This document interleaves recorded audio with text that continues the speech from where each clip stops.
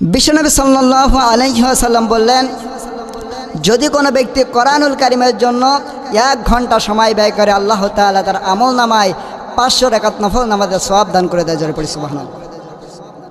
কোরআনুল কারীম যারা শুনতে এসেছে, নাজিল হওয়ার পর থেকে আজকের দিন পর্যন্ত এই মানবতা 3 শ্রেণীতে বিভক্ত। এই 3 প্রকার মানুষ কোরআন শুনছে, কিয়ামত পর্যন্ত এরা কোরআন শুনবে। প্রথম নম্বরে কোরআনুল কারীম শোনার পরে যারা বাধা দিয়েছিল,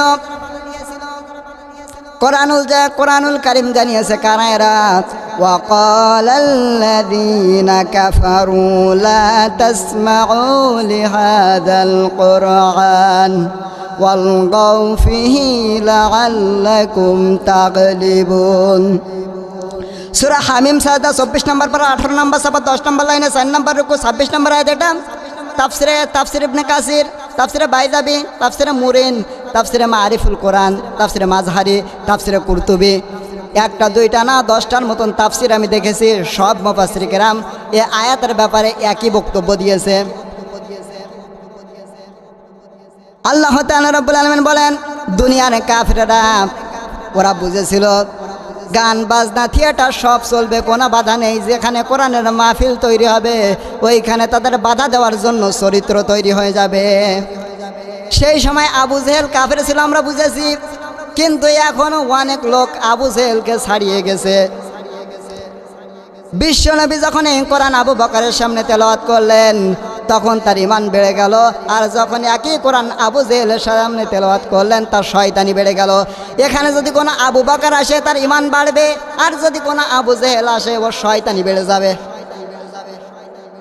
আল্লাহ তাআলা বলেন, সেই সময় কাফেররা আইন পাশ করেছিল, লা তাসমাউ লিহাযাল কুরআনি, সব চলতে দেওয়া হবে কিন্তু কোরআন চলতে দেওয়া হবে না। কেননা আমি এই যে কোরআন, মুহাম্মদ যে কোরআন নিয়ে এসেছে, এই কোরআন যদি আমরা শুনি আর বুঝি, আমাদের যে অবৈধ ক্ষমতায় তো টিকবে না। কেননা আবু জেহেল কিন্তু ওই সময় অবৈধভাবে চেয়ারে বসেছিল। এখনও বিশ্বের অনেক দেশে দেখা যায় যারা অবৈধভাবে চেয়ারে বসে থাকে। যদিও বাংলাদেশে এটা ছিল 5ই আগস্টের আগে যারা ছিল ওরা কিন্তু অবৈধভাবে চেয়ারে বসেছিল, টার্গেটও দিয়েছিল 2050 সাল, কিন্তু টেকেনি।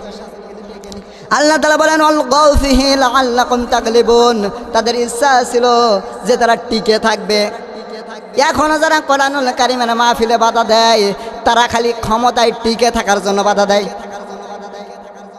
দ্বিতীয় নম্বরে কোরআন শুনতে আসে তারা যারা বিশ্বাস করে 100 ভাগ যে কোরআন আল্লাহ নাযিল করেছে। মাওলানা যা বলছে বানিয়ে বানিয়ে বলবে না, মাওলানা যা বলবে সব আল্লাহর কোরআন থেকে বলবে। কোরআনুল কারীম জানিয়েছে কারা এরা। وَإِذَا قِيلَ لَهُمْ تَعَالَوْا إِلَى مَا أَنزَلَ اللَّهُ وَإِلَى الرَّسُولِ رَأَيْتَ الْمُنَافِقِينَ يَصُدُّونَ عَنكَ صُدُودًا। সূরা নিসা 5 নম্বর পারা 7 নম্বর সাফা 1 নম্বর লাইনে 61 নম্বর আয়াত। এটা তাফসিরে তাবারি থেকে বলছি।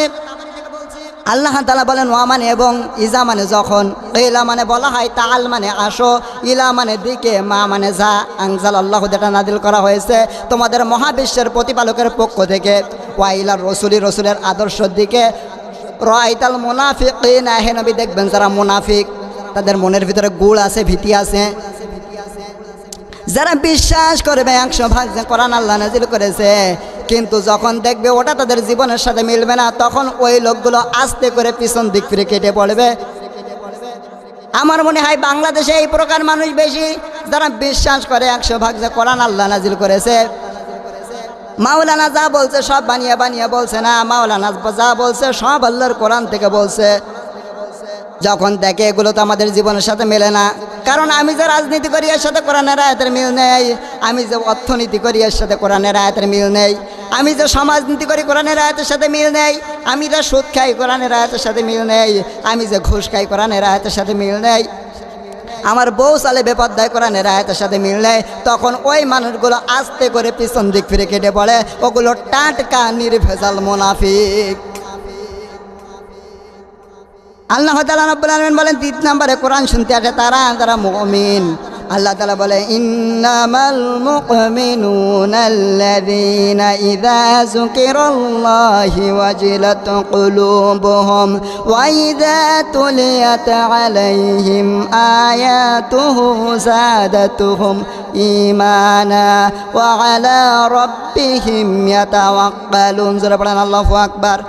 সূরা আনফাল 9 নম্বর পারা 16 নম্বর সবা 4 নম্বর লাইনে প্রথম নম্বর রুকু 2 নম্বর আয়াত। এটা তাফসীরে বাইজাবি থেকে বলছি। আল্লাহ তাআলা রাব্বুল আলামিন বলেন ইন্নামাল মুমিনুনাল্লাযীনা ইযা যুকিরাল্লাহু ওয়াজিলাত কুলুবুহুম ওয়া ইযা তুলিয়াত আলাইহিম আয়াতুহু যাদাতুহুম ঈমানা। আল্লাহ তাআলা বলেন হে নবী দেখবেন যারা মুমিন তাদের সামনে যখন আমি আল্লাহর বড়ত্বের কথাগুলো বলা হয় তাদের মনের ভিতরে একটু শান্তি আসে। ওয়াজিলাত শব্দের ব্যাখ্যায় মুফাসসির কেরাম 3টা ব্যাখ্যা দিয়েছে। ওয়াজিলাত শব্দের ব্যাখ্যা বলছি এবারে।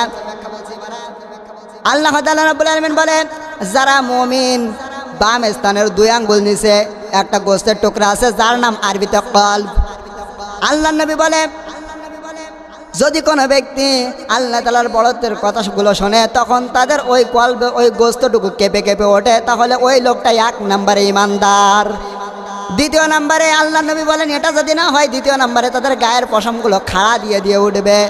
আল্লাহ নবী বলেন এটাও যদি না হয় তাদের মনের ভিতরে একটু শান্তি শান্তি লাগবে।